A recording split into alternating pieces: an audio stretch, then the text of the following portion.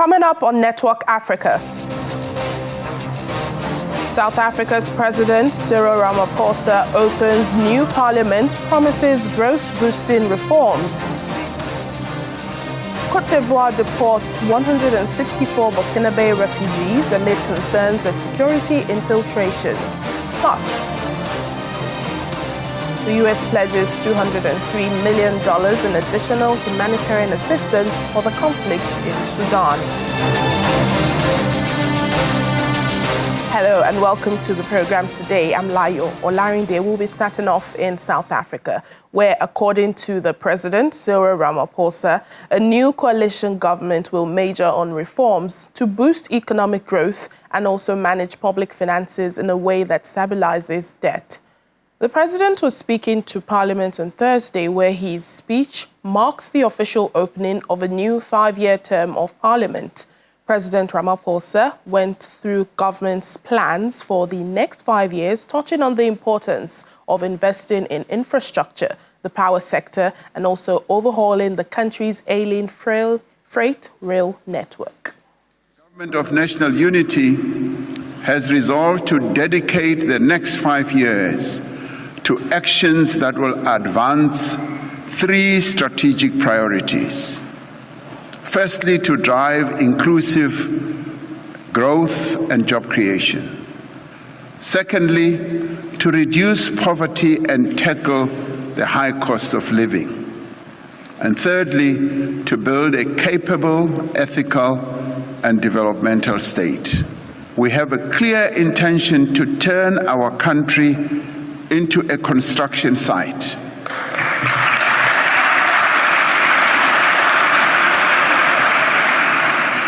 We want to see yellow equipment, yes, throughout our country, and cranes and roads being built, as well as dams, as well as bridges, houses, schools, hospitals, including broadband fiber that will be laid out as new power lines are installed.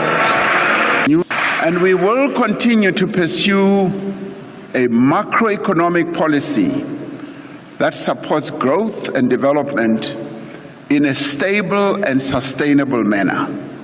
Like many other countries, we have had to borrow money to support our budgetary requirements. We will manage public finances with a view to stabilizing debt. We are firmly committed, to steadily reducing the cost of servicing our debt so that we can redirect funds towards other critical social and economic needs. Capability has declined over years. We have already a huge pipeline of renewable energy projects representing over 22,500 megawatts of new generating capacity.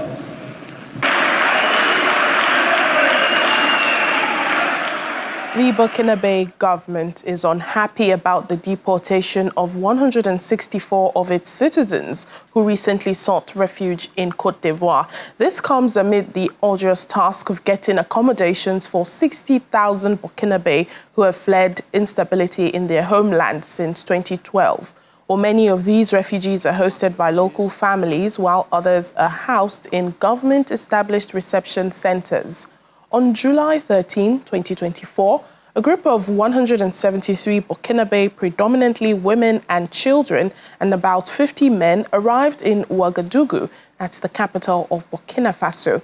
7 members of the group reported to local authorities to register their livestock. However, 3 days later, 164 of the refugees were returned to Burkina Faso without any official explanation.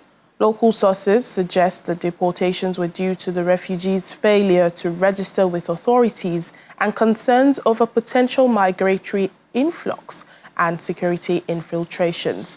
Spokesperson for the Burkinabe government, Jean Emmanuel, condemned the deportations as a violation of humanitarian principles during a Council of Ministers meeting on Wednesday. Well, the Ivorian government insists that the deportation is an isolated incident and reaffirms its ongoing commitment to assisting asylum seekers. The United States is pledging an extra $203 million to help millions of civilians affected by the war in Sudan. Making the announcement to the United Nations, U.S. Ambassador Linda Thomas-Greenfield asked other nations to step up their aid. The funds are meant to help civilians in Sudan and those who have run away to neighboring countries since war broke out between the Sudanese army and the paramilitary Rapid Support Forces in April 2023. The UN says about 25 million people, half of Sudan's population, need aid, even as famine looms. And so today, I'm proud to announce that the United States Agency for International Development will provide an additional $203 million in funding to the people of Sudan. We hope this new round of aid serves as a call to action for others to follow. Partners will use this funding to build new shelter for refugees or provide cash assistance so that they can pay rent. And it will help children whose lives have been upended by conflict return to school. It will provide emergency food assistance to those who are starving. It will offer medical assistance through mobile clinics, emergency obstetric and neonatal care, and psychological support to people traumatized by violence. And it will help host communities, many of whom face their own challenges as they open their arms and their homes to Sudanese refugees. Look, this money is not a panacea. And so in addition to funding the response to this crisis, we will continue to work steadfastly to address the root causes, to press for more cross-border and cross-line access, to hold those committing violence accountable, and most of all, most importantly, to continue diplomatic efforts to find a path to peace, to bring this horrific conflict to an end and put Sudan back on the path to democracy, stability, and security. And I will say here again, the Security Council should consider all tools at its disposal, including authorizing aid to move from critical crossings, like at the Adre border into Sudan, as we had once done with cross-border aid into Syria. I'm grateful for all of those partners joining us in this work and undertaking their own individual efforts to end this horrific situation. In neighboring South Sudan, residents of Western Equatoria's relatively inaccessible Nagero County are keen to greet a team of visiting peacekeepers serving with the UN mission in South Sudan. The team is there to assess the security and humanitarian situation in the area, following last April's upsurge of intercommunal conflict in neighboring Tambura County. Well, communities in Nagero have reported challenges both in terms of their safety and lack of healthcare, education, and law enforcement. As a first step, the UN peacekeeping mission handed over a newly constructed building that will serve as the county's police headquarters. Is mainly to support the justice system and also the rule of law in Nagero. So this one will really help also security forces to ensure security of the population of Nagero counties.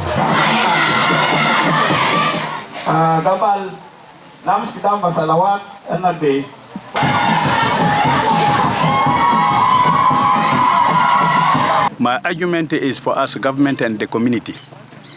Once something is being done for us, we need to own it. It is our role to take care after it, to see that that police station have to help the community.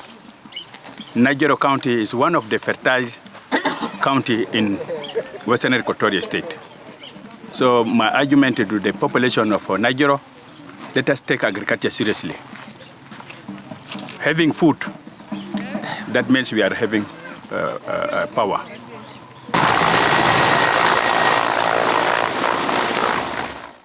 The Turkish Foreign Minister Hakan Fidan described strong ties of friendship and belief with Niger as he held talks on energy and the fight against terrorism with Nigerian Prime Minister Ali Lamin Zain. Mr. Fidan, who made the statement on a visit to Niger, sued for cooperation between both countries at the highest level. According to media reports, Ankara is seeking access to the country's uranium reserves, while Niger is hoping to secure more military backing. In another development, the Prime Minister of Libya, Abdelhamid Dbeibara, is calling for funding towards African migrants' countries of origin to help tackle the flow of migrants in the region. He was speaking during the Trans-Mediterranean Migration Forum in Tripoli. According to him, the money should go to the countries of origin of the migrants from Africa to support real projects that would lead to stability in such countries. The forum was convened for heads of states to discuss common challenges related to migration, develop solutions to reduce illegal migration across the Mediterranean, and also to improve collaboration between European and African countries. Well, let's come here to Nigeria, where 33 scholars are close to fulfilling their dreams of knowledge acquisition as they graduate from the Education USA Opportunity Funds Program. The Education USA Opportunity Funds Program is a U.S. initiative that assists scholars who lack the financial resources to cover the upfront costs to apply, with full financial aid from U.S. colleges and universities. It's a reception and graduation ceremony to honor program scholars of the U.S. Consulate Education's USA Opportunity Funds Program at the U.S. Consular General's home in Lagos. My name is Chinanya Wadleke. The recipients are 33 in number, 23 men and 10 women in the program, here with their family members to celebrate their success at gaining U.S. scholarships. The host, U.S. Consul General Will Stevens, commending the scholars, urged them to return to Nigeria after their programs to apply knowledge acquired there. You are ambassadors of Nigeria.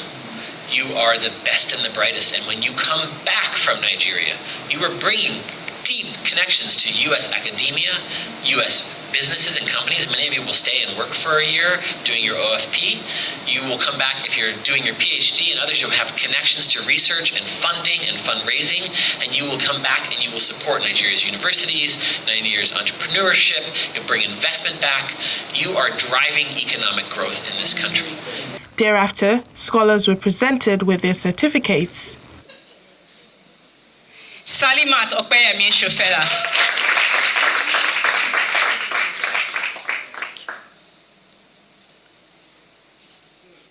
The scholars and parents share their journey to success and gratitude to the organizers of the program. Of all the scholarship I got this year was over $300,000 US.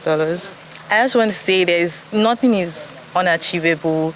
Just pray and look in the right direction. To be honest, I feel like information is the key. I'm really grateful to God for this opportunity. I'm grateful to Education USA. I grew up in a phase where females are not really that present in the tech world, and I realized that females can actually contribute to the development of our country, to technology, and can help even in our communities. The students have also received their flight tickets, visas, and travel allowance, and are all due to resume in August across several states in the United States. And the reason we do this is because we know that higher education is not accessible to everyone. Some people have the finances to be able to afford it, but most people don't.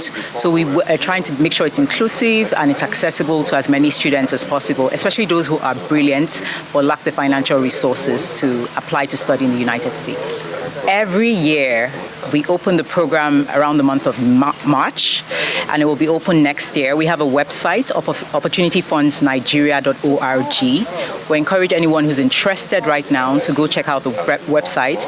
Through the Opportunity Funds program, these students now have admission and full scholarships to cover their bachelor's, master's, or doctoral degrees in top U.S. universities and colleges, 10 of them undergraduate and 23 graduate programs. We'll take a break now on the program. Still ahead. Nigerian startup Akivi.ng digitizes every newspaper ever published in the country. That's on our Africa Tech. Please join us again.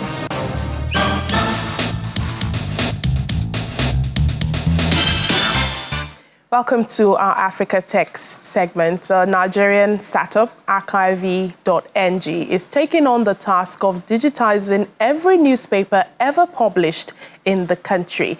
Its goal is to scan and digitally archive at least one newspaper for each day over 51 years, totaling about 18,627 newspapers. By making these historical records accessible online, the startup is ensuring that the stories, culture, and history of Nigeria are preserved for future generations. In this small office, filled with the hum of a giant scanner and the scent of old papers, history is being preserved. This is Archiving, a startup on a mission to digitize every newspaper ever published in Nigeria. Page by page, each newspaper is delicately scanned, converting fragile yellowing paper into a vibrant digital archive that breathes new life into the stories of the past. Led by a passionate Fuad Lawal, the journey to capture Nigeria's history digitally began while he was working as a journalist. The problem actually started from when I was living on your side of the room, which is working in newsrooms, trying to collect stories. The first thing was how difficult it was to just find historical material to build context on top of, right? You want to write a story about the elections, how our previous elections gone, like from before the internet.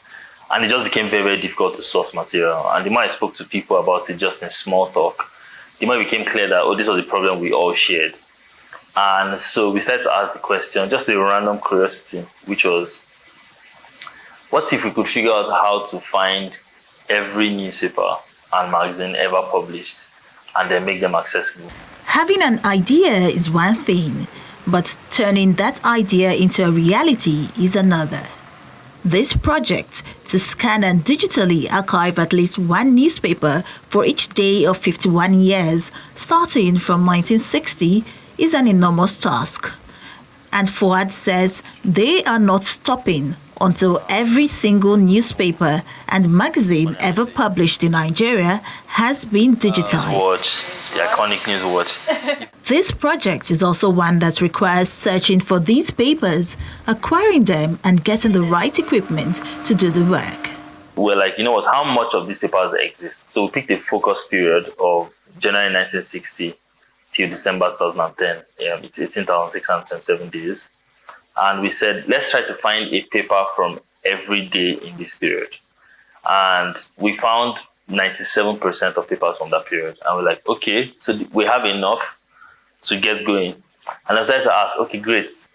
Now we need to scan papers. What do we need to scan papers? We realized you cannot scan newspapers. They are large formats with regular scanners. And so we bought this massive scanner that it turns out you cannot just walk into a random bookshop and buy.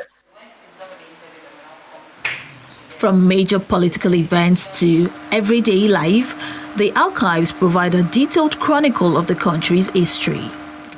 We at Archiving have decided that we are going to look for these repositories of history, digitize them, bring them to you by digitization, and figuring out interesting ways to make it accessible and useful for you. Some found 100-year remembrance and obituary that was put in a newspaper for their ancestor. I did not think we were going to, I just thought we were just scanning newspapers, right? Each scanned newspaper is carefully catalogued and stored in a digital library, creating a searchable database that anyone can access. This process of preservation ensures that Nigeria's history remains alive and relevant for future generations. When you think about progress, society, progress tends to be built on off the back of existing knowledge, right? It is when you have existing knowledge you can improve upon it and figure out new and interesting ways to do things. And what are the things that Nigerians have tried in the past? How much was budgeted to education in 1979? How did it affect the generation of people that went through that? These are questions that we can begin to answer if we want to think think more critically today about a better future. Their efforts is not just about saving old papers. It's about ensuring that the stories, struggles, and triumphs of the past are never forgotten. Fuad says getting this done hasn't been a walk in the park. Objectively, we are seeing shege. Yeah. So first of all, we saw newspapers, and we're like, yay, newspapers. And we're like, oh yeah, we'd like to have the newspapers. And we're like, we're going to put these newspapers in a better condition. Like, we're going to scan them so that they never rot. We're going to even change the bound for you in some cases. And publishers were like, not so much. They're not very excited, right? When you want to buy a scanner to scan your regular A4 paper, you probably get it for less than 100K, a very good scanner. But you see, when you move to like newspaper format, you're looking at something in the region of like $25,000, right? And so we made payments for the scanner, and it was supposed to take 3 months, but it was post-COVID. We were in the middle of a global supply chain crisis. It took 13 months. Yeah, so it's just one shaggy after the other, right? In an era where digital records have fast become the norm, archiving is providing a window into Nigeria's rich history by safeguarding it one newspaper at a time for the generations to come.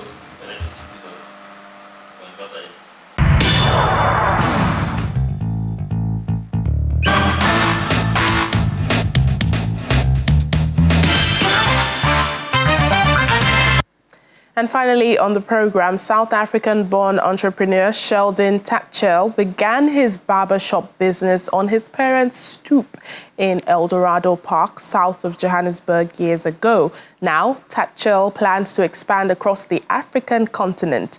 Legends Barber, his brand, currently operates over 70 hair salons in South Africa. Our correspondent Innocent Samosa sat down for a haircut at one of the branches and spoke to him about his humble beginnings. Legends Barber, a grooming and style company, is embarking on a new chapter. Founded a decade ago by Sheldon Tatchell in Johannesburg, Legends Barber has grown from humble beginnings to become a household name in Southern Africa. He acknowledges that the journey has not been without its challenges. With the limited resources that you have, as Legends, we never receive any funding from any government institution. We never receive any capital from anybody, you understand? So we had to basically just grow one step at a time. With a decade of success behind them, Legends Barber is now ready to embark on an exciting new journey, expanding their footprint across the African continent. We start realizing that by the popularity of the barbershop, people from other countries started noticing, and people start calling us from different countries like Botswana, Namibia, even Nigeria as well. And people asking, why don't you open shop here? Why don't you open shop? Beyond their commitment to grooming excellence, Legends Barber aims to foster economic growth by creating job opportunities. Channels Television spoke to Legends Barber workers. So Sheldon is a strong-headed person. First off, let's start there. And for him, running the company is something extraordinary. And working with him as well, I've also learned a lot from Sheldon. The journey's been quite nice, actually. I like how it comes with its challenges that help me learn, and I'm enjoying myself. Being a barber is actually nice. And this is what keeps clients coming back. I like coming here because, first of all, the vibe in the place is all good. Every barber that he cuts with is a well-trained, well-skilled barber. As Legends Barber prepares to expand its legacy, Sheldon and his team say that they remain dedicated in upholding the values that have defined them from the start. From Johannesburg, South Africa, Innocent Samosa, Channels Television News. And it's a wrap on Network Africa for today and for the week. Thank you so much for always being a part of it. I'm Layo Olaride. Have a lovely weekend.